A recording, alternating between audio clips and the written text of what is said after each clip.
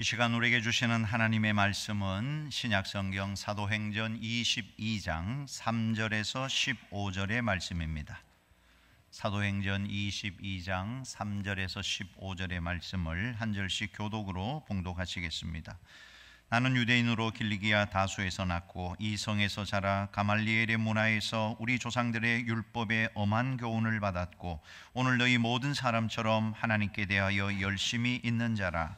내가 이도를 박해하여 사람을 죽이기까지 하고 남녀를 결박하여 옥에 넘겼노니 이에 대제사장과 모든 장로들이 내 증인이라. 또 내가 그들에게서 다메섹 형제들에게 가는 공문을 받아가지고 거기 있는 자들도 결박하여 예루살렘으로 끌어다가 형벌받게 하려고 가더니 가는 중 다메섹에 가까이 갔을 때에 오정쯤 되어 호련히 하늘로부터 큰 빛이 나를 둘러 비치매 내가 땅에 엎드러져 들으니 소리 있어 이르되 사울아 사울아 내가 왜 나를 박해하느냐 하시거늘 내가 대답하되 주님 누구시니까 하니 이르시되 나는 내가 박해하는 나사렛 예수라 하시더라.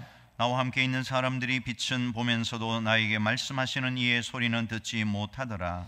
내가 이르되 주님 무엇을 하리이까 주께서 이르시되 일어나 다메섹으로 들어가라. 내가 해야 할 모든 것을 거기서 누가 이르리라 하시거늘 나는 그 빛의 광채로 말미암아 볼 수 없게 되었으므로 나와 함께 있는 사람들의 손에 끌려 다메섹에 들어갔노라. 율법에 따라 경건한 사람으로 거기 사는 모든 유대인들에게 칭찬을 듣는 아나니아라 하는 이가 내게 와 곁에 서서 말하되 형제 사울아 다시 보라 하거늘 즉시 그를 쳐다보았노라. 그가 또 이르되 우리 조상들의 하나님이 너를 택하여 너로 하여금 자기 뜻을 알게 하시며 그 의인을 보게 하시고 그 입에서 나오는 음성을 듣게 하셨으니 다같이요. 내가 그를 위하여 모든 사람 앞에서 네가 보고 들은 것의 증인이 되리라. 아멘. 오늘 주신 본문 말씀을 가지고 사도 바울의 간증 이런 제목으로 함께 은혜를 받고자 합니다. 우리가 신앙생활을 오래 했다고 해도 많은 사람들 앞에서 간증을 해본 경험은 그리 많지 않을 것입니다. 그렇지만 간증을 들어본 적이 있습니까? 라고 물으면 아마 대부분 간증을 들어보았다고 대답을 할 것입니다. 아마 우리에게 성도님 간증을 좀 해주십시오 하면 굉장히 당황스러울 수도 있고 어려울 수도 있을 거예요. 그러나 누군가의 간증을 듣는 것은 우리는 좋아합니다. 요즘은 부흥회보다도 유명한 연예인이나 유명한 인사들의 간증 집회에 사람들이 더 많이 모이는 것입니다. 그러면 간증이라는 것이 과연 무엇일까 하는 것입니다. 교회에서 우리가 간증을 많이 말하지만 정확하게 아는 분은 그리 많이 있는 것 같지가 않아요. 여기에 간증의 함자를 보면 간자가 범할 간자를 씁니다. 그러니까 문자적으로 이야기하면 무슨 잘못을 범한 것을 다른 사람에게 증거하는 것, 나의 허물을 다른 사람 앞에서 이야기하는 것, 신학적으로 풀어서 이야기를 하면 내가 예수님을 만나고 난 다음에 나의 허물과 잘못됨, 그리고 그 잘못된 것을 어떻게 고쳐 나갔는지를 그 변화의 이야기를 하는 것이 간증이다 하는 것입니다. 사실 하나님을 만나기 전에는 아무 이상이 없었습니다. 이만하면 돈도 꽤 모았고 공부도 할 만큼 했고 남부럽지 않게 살아왔고 특별히 그동안 나쁜 일 한 것도 별로 없고 한마디로 괜찮은 인생이었습니다. 그런데 하나님을 만나보니까 그게 아닌 것입니다. 지금까지는 아무 잘못이 없는 줄 알았는데 온통 허물투성이입니다.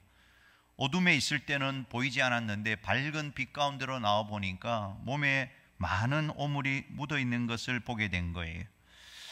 그래서 그것을 감추고 있을 수 없어서 사람들 앞에 이야기하는 것이 간증이라는 것입니다. 내가 예수 믿고 난 다음에 이렇게 삶이 바꾸어졌습니다.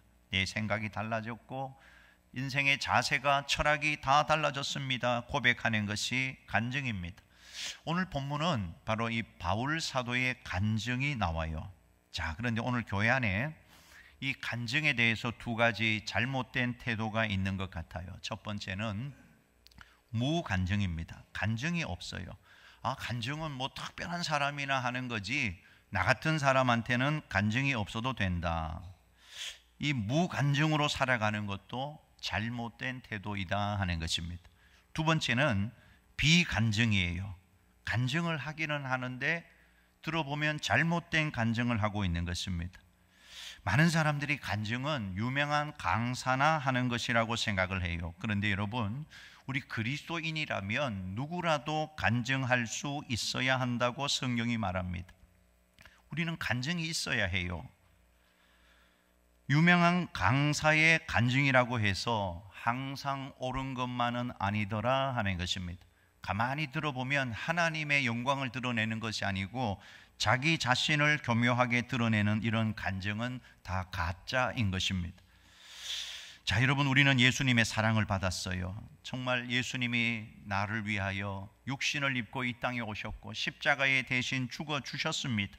우리가 이 사랑을 받고도 할 말이 없다면 그 신앙이 온전한 신앙일 수 있겠냐 하는 것입니다. 하나님을 만나고 하나님과 동행하고 살아가는데 할 말이 없고 간증이 없다면 머리로만 하나님을 만났을 뿐 정말 인격적으로 하나님을 만난 경험이 없기 때문인지 모른다 하는 것입니다. 예수님은 정말 우리에게 선명한 경험을 주세요. 오늘 바울의 회심 사건도 사도행전에 보면 3번이나 반복해서 바울이 간증을 하고 있는 것입니다. 왜 그럴까요? 도저히 잊을 수 없는 바울에게는 선명한 기억이기 때문에 말하지 않을 수가 없었다 하는 것입니다. 자, 오늘 본문에서 바울이 그러면 자신의 간증을 어떻게 풀어가는가 한번 보십시다. 먼저 예수님 만나기 전에 자기가 어떤 사람이었는가를 바울은 이야기하고 있어요. 3절에서부터 5절까지 좀 긴 절이지만 같이 한번 읽어보겠습니다. 나는 유대인으로 길리기아 다소에서 낳고 이 성에서 자라 가말리엘의 문화에서 우리 조상들의 율법에 엄한 교훈을 받았고 오늘 너희 모든 사람처럼 하나님께 대하여 열심히 있는 자라. 내가 이 돌을 박해하여 사람을 죽이기까지 하고 남녀를 결박하여 옥에 넘겼노니 이에 대제사장과 모든 장로들이 내 증인이라. 또 내가 그들에게서 다메섹 형제들에게 가는 공문을 받아가지고 거기 있는 자들도 결박하여 예루살렘으로 끌어다가 형벌받게 하려고 가더니. 여기 바울이 예수 믿기 전에 2가지를 이야기합니다. 자기는 길리기아 다소 출신이고 학문적인 배경은 가말리엘 문화에서 조상들의 율법을 엄하게 교육받았다. 정통적인 율법 교육을 받은 사람이다 하는 것입니다. 그 다음이 중요합니다. 나도 옛날에는 당신들처럼 이 돌을 박해하여 사람을 죽이기까지 했다고 말하는 것입니다. 아마 스데반의 순교를 염두에 두고 이 말을 한 것 같아요. 다르게 표현하면 당신들이 지금 나를 핍박하려고 흥분하고 있지만 사실 나는 더 심했다는 것입니다. 지금 바울은 간증을 통해서 자기를 박해하려고 하는 사람들과 동일시하고 있는 거예요. 당신들이 예수를 핍박했습니까? 나는 당신들 못지않게 예수를 핍박했던 사람입니다. 이렇게 간증은 자기의 치부를 드러내는 것이 간증이다 하는 거예요. 그러면서 바울이 이렇게 말합니다. 나는 당신들과 똑같았습니다. 율법에 대하여 열심히 있는 사람이었습니다. 유대인 중에 유대인이었고 예수 믿는 사람들을 핍박하고 잡아 죽였습니다. 그런데 내가 당신들과 다른 점이 한 가지가 있습니다. 그게 뭡니까? 바울은 예수님을 만난 것입니다. 내가 예수님을 만났습니다. 내가 그렇게 핍박하던 예수님을 내가 인격적으로 만났습니다. 체험적으로 만났습니다라고 고백하는 것입니다. 자, 그러면 오늘 바울의 이 귀한 간증이 우리에게 주는 교훈이 뭐냐 하는 것입니다. 첫 번째, 예수와의 체험적인 만남이 바울에게는 있었다 하는 것입니다. 6절과 7절 같이 한번 읽어보겠습니다. 가는 중 다메섹에 가까이 갔을 때에 오정쯤 되어 홀련히 하늘로부터 큰 빛이 나를 둘러 비치매 내가 땅에 엎드러져 들으니 소리 있어 이르되 사울아 사울아 내가 왜 나를 박해하느냐 하시거늘. 다메섹으로 가던 바울이 정오쯤 되었을 때 갑자기 빛을 보아요. 태양보다 더 밝은 빛을 보고 그만 그 자리에 거꾸러지고 맙니다. 그리고 음성을 듣게 되는데 그 음성은 놀랍게도 자기가 잡으러 가던 예수님의 음성이었어요. 사울아, 사울아, 내가 왜 나를 박해하느냐. 그 순간 바울이 얼마나 놀랐겠냐는 것입니다. 큰 빛을 본 것도 놀라운데 음성이 들려오는 것이에요. 너무나 놀랐을 것입니다. 그런데 그 음성은 자기는 듣고 있는데 주변에 있는 사람들은 전혀 듣지 못하고 있으니 얼마나 당황했겠냐는 것입니다. 바울은 너무 놀라서 생각할 틈도 없이 이렇게 물었습니다. 주님, 누구시니까? 그때 바울의 이 물음, 주님, 누구이십니까? 이것은 바울의 인생을 바꾸어 놓은 가장 중요한 질문이었다 하는 것입니다. 바울은 지금까지 이렇게 생각하고 있었던 거예요. 나는 지금까지 예수가 아무것도 아니었다고 생각했다는 겁니다. 그저 이단의 괴수에 불과하고, 그래서 예수 믿는 자를 잡아오는 것이 옳다고 생각했는데 지금 나에게 나타난 주님, 당신은 누구이십니까? 그렇습니다. 오늘 우리가 바울처럼 정말 주님이 누구이신지 물어보아야 한다 하는 것입니다. 만약에 예수님이 2000년 전에 그저 사셨다가 그냥 죽어버린 분이라면, 그저 목수의 아들로 태어나서 어찌어찌 하다가 십자가에 처형받아 죽었다면 그런 예수는 믿든 안 믿든 별로 중요하지가 않습니다. 그러나 그분은 부활하셔서 지금도 살아계신 하나님의 아들이라면 문제가 달라진다는 것입니다. 우리는 제대로 물어보아야 하는 것입니다. 주님, 당신은 누구십니까? 예수님은 2000년 전 한 역사의 시점에 사셨다가 없어진 그런 분이 아니라는 말입니다. 우리가 믿어도 되고 안 믿어도 되는 그런 여러 사람 중에 한 사람이 아니라는 것입니다. 예수님은 이 땅에 사는 사람 누구라도 만나야 하는 분이라는 사실입니다. 그러므로 누구든지 예수님은 정말로 나를 위해 십자가에 돌아가신 분이 맞습니까? 예수님, 당신은 정말 나의 구원자가 맞습니까? 물어야 하는 것입니다. 이 질문에 답을 얻어야 하는 것이에요. 왜냐하면 예수님을 만나야 구원을 받을 수 있기 때문에 그런 것입니다. 예수님을 만나야 천국에 갈 수 있기 때문에 그런 것입니다. 여러분에게 있어서 예수님은 과연 어떤 분이십니까? 자신은 인생을 정말 다른 사람보다 의롭게 살아왔다고 생각하고 다메섹으로 달려가던 사울에게 주님이 나타나셨어요. 사울아, 사울아, 내가 왜 나를 박해하느냐? 그리고 주님 누구시니까? 라는 질문에 예수님께서 자신을 소개해 주십니다. 나는 내가 박해하는 나사렛 예수라. 무엇을 이야기하는 것입니까? 지금 바울이 예수님을 믿은 것이 자기의 지식으로 믿은 게 아니란 말입니다. 자기가 똑똑해서 공부를 많이 해서 배운 것으로 예수님을 믿은 게 아니라는 것입니다. 하나님이 강권적으로 만나 주신 거예요. 지식에 있어서라면 사도 바울을 따라갈 자가 누가 있겠어요? 오늘날 서울대학교 나온 사람이, 하버드 나온 사람이 바울을 따라갈 수 있을까요? 바울은 그 당시 철학과 지식이라면 통달했던 사람입니다. 그러나 자신이 예수님을 믿은 것이 자기의 지식이 아니라고 말씀하고 있는 거예요. 논리 때문에 믿은 것도 아니고 철학 때문에 믿은 것도 아니고, 사실 바울은 과거에 하나님을 학문적으로 알았던 사람입니다. 철학적으로도 알았고, 부모 밑에서 종교 생활을 하고 종교적으로도 율법적으로도 너무나 잘 알고 있었던 하나님. 그러나 이 다메섹 도상에서 바울은 새롭게 하나님을 만났다고, 예수님을 만났다고, 체험했다고 고백하고 있는 것입니다. 자, 이것이 중요합니다. 오늘날 교회의 많은 성도들이 하나님을 안다고 말합니다. 그러나 하나님을 알되 지식으로만 알고 있어요. 많은 사람들이 예수님은 4대 성인 중에 한 분이고 훌륭한 도덕가로 알고 있어요. 그러나 예수님을 하나님으로는 믿지 않는다는 것입니다.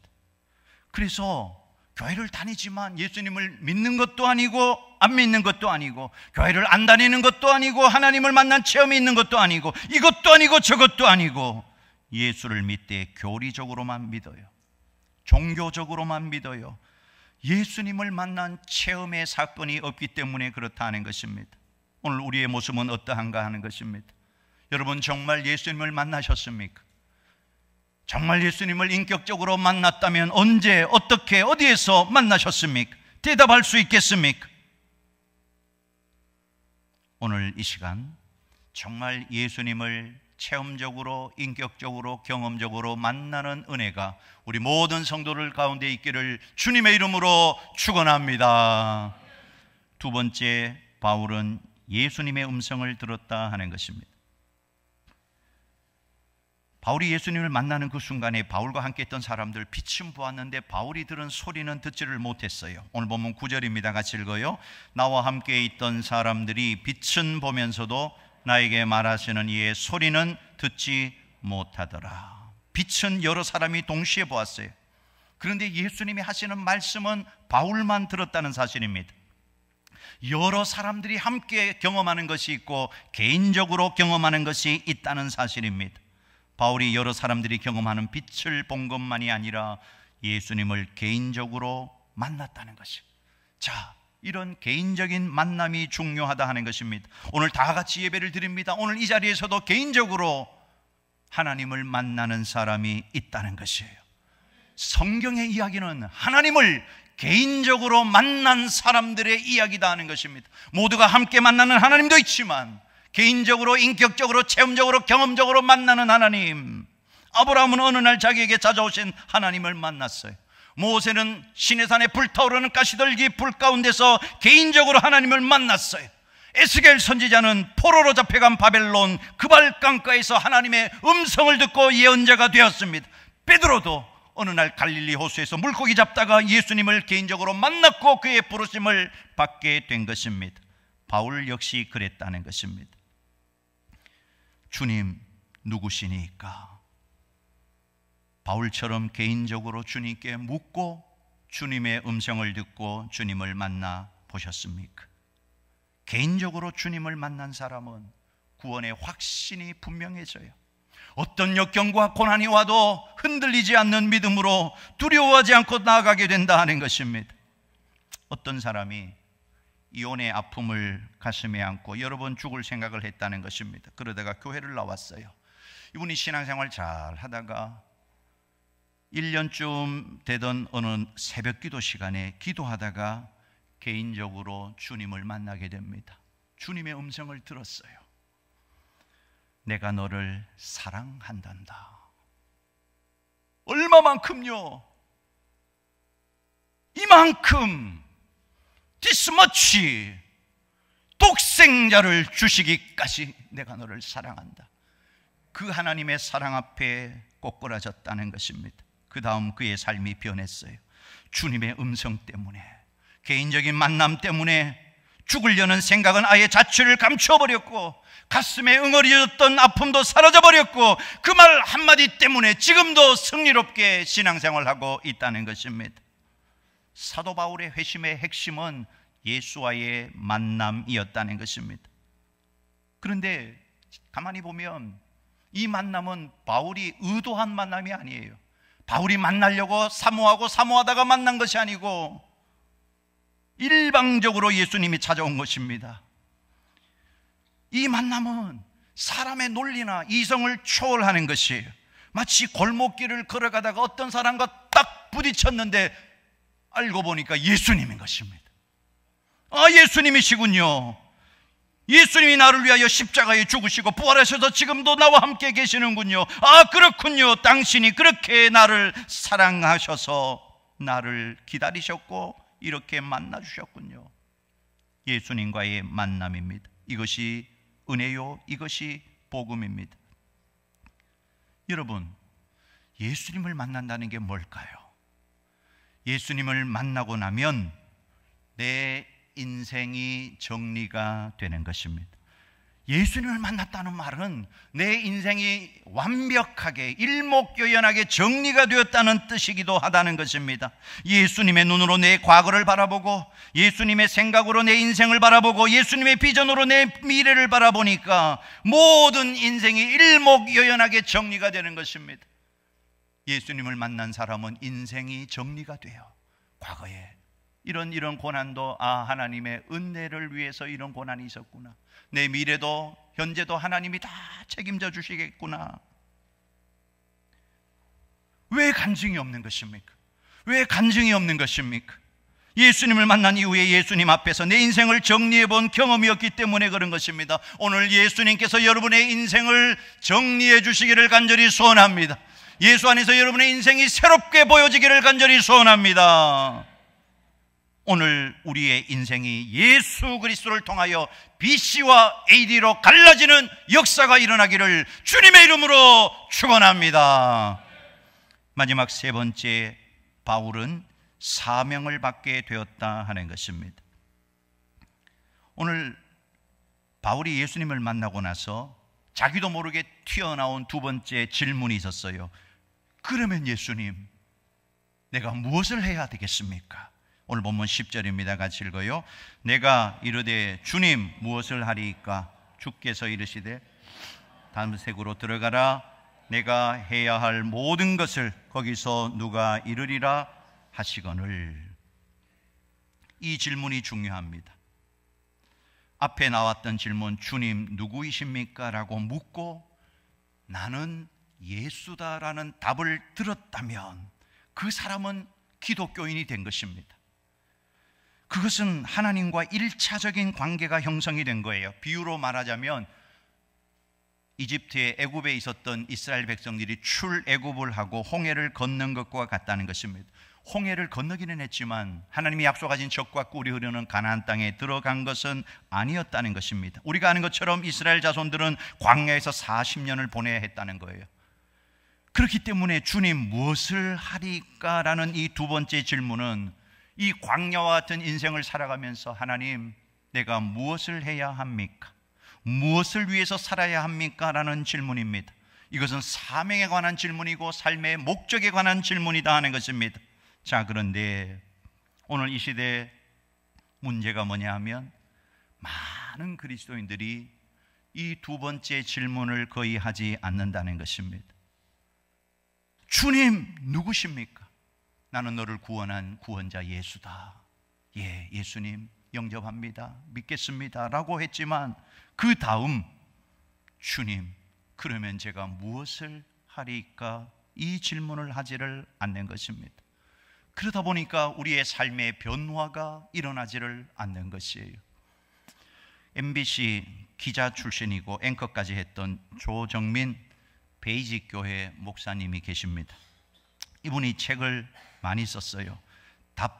답이라는 책이 있는데 어떤 질문에 답을 주는 책인데요, 그 책에 이런 내용이 있어요. 예수 믿기 전에는 무엇이든 내 힘으로 하려 한다. 하지만 예수를 믿고 나서는 내 힘을 빼야 한다. 내 인생의 주인이 내가 아니라 주님이라는 사실을 인정하고 그렇게 사는 것이 바로 힘을 빼는 일이다.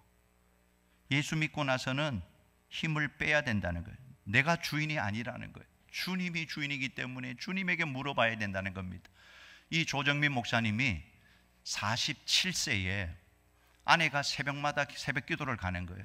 도대체 뭘 어떻게 하는지 가서 아내를 잡아오려고 47세의 새벽 기도에 쫓아갔다가 거기서 은혜를 받고 50세에 신학교에 들어가고 그리고 목회자가 되어서 지금 얼마나 많은 영향력을 끼치고 있는지 몰라요.